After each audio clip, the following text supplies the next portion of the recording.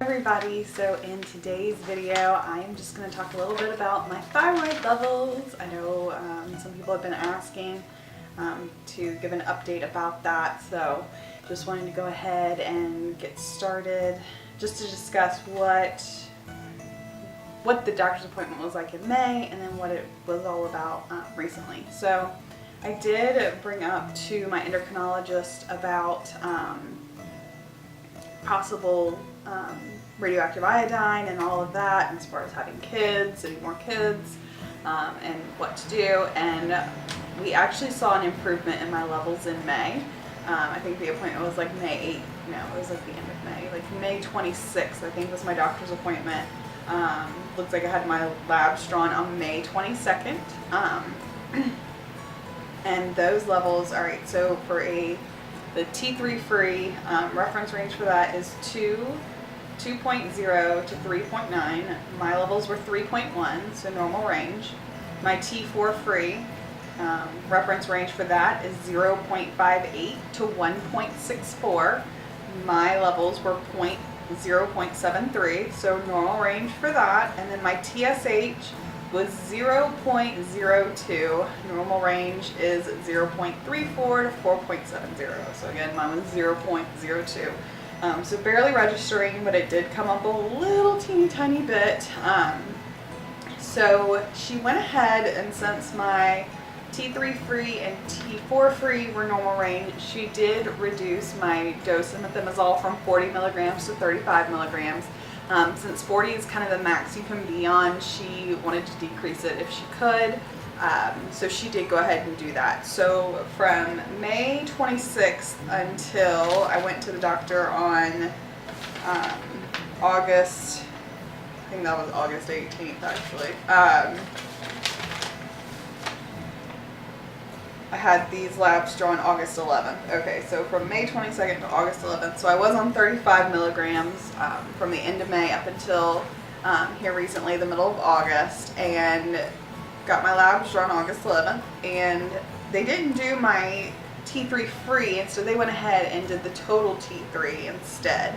So my, hold on one sec, just my reference range. So for a total T3 reference range is 75 to 200.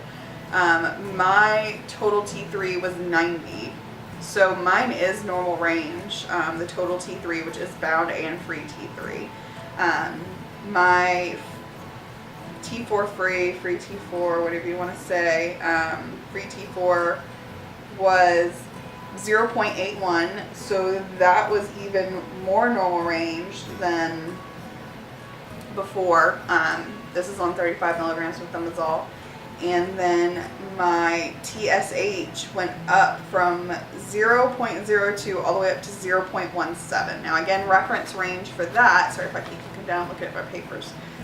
So reference range for that is 0.34 to 4.70. Again, my TSH was 0.17 in the middle of August. So it looks like I'm heading back towards more normal levels. She did keep me at 35 milligrams methimazole from this last appointment. I am scheduled to get blood work drawn again in September, and just kind of give them a call to let them know I had it done.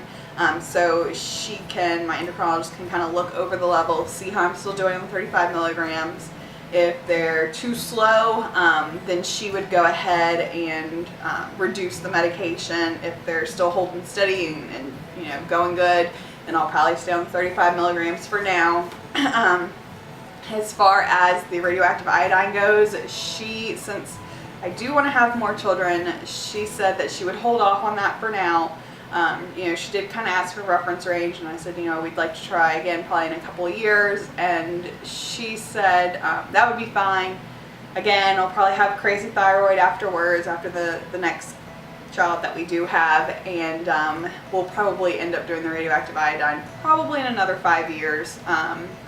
So it's just really just a balancing act at this point in the ball game. It took me over a year for my TSH to ever be in normal range. Once I was put on the medication, the methimazole, and it was a juggling act, balancing act, whatever you want to call it. And this is just just still postpartum stuff going on. It looks like, you know, it's just taking a little bit longer this time to get it into normal range. But, you know, we definitely, for my own personal reassurance, you know, I want normal thyroid levels when we do have another child. Just because when your thyroid levels are all out of whack, you know, you're more risk for miscarriage. Supposedly they've linked autism to, you know, if a mother has hypothyroidism. So, I mean, there's all different factors. Of course, it's not, I don't think that that's been completely proven, but my endocrinologist, when I, you know, told her that we were trying to conceive the first time, she did tell me, if you have a boy, it's more likely chance for autism. If you have a girl, she has a likelier chance of getting your Graves' disease. It's just, you know, they're trying to genetically link everything, I guess. But just for my peace of mind, my preference, I would like my thyroid levels to be normal. As far as weight goes, I'm having a really hard time losing weight this go around that we've been doing our Whole30 diet. I'm not sure what's going on with that, maybe just because I am on such a high dose of methimazole, but in the past when we've done the Whole30, you know, 3 weeks into it, I would have already lost probably almost 10 pounds. This go around, I think I'm sitting at 6.5 pounds lost right now, and we only have another week left of it, which still isn't bad. I mean, I'm happy to lose whatever weight I can. I just don't want to gain weight because I was already getting ready to bust out of my jeans. But as far as like weight numbers go, I weigh less now than I did when I got pregnant with my daughter. So I do feel good about it. That aspect is that I weigh less than I did at my first doctor's appointment with her. So I'm okay with that. Like I said, I think before in videos I've always struggled with my weight. So this is really nothing new. It's just harder to lose the weight dieting when you're on such a high dose of methimazole.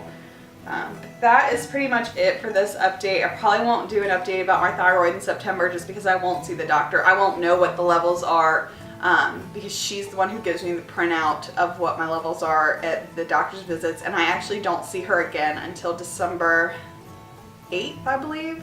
I think it's Friday, December 8th is when I see her. So that is pretty much all about my thyroid for now. If, you know, I do experience some crazy symptoms or something happens, you know, I definitely update you guys. But as for right now, still on 35 milligrams with methimazole.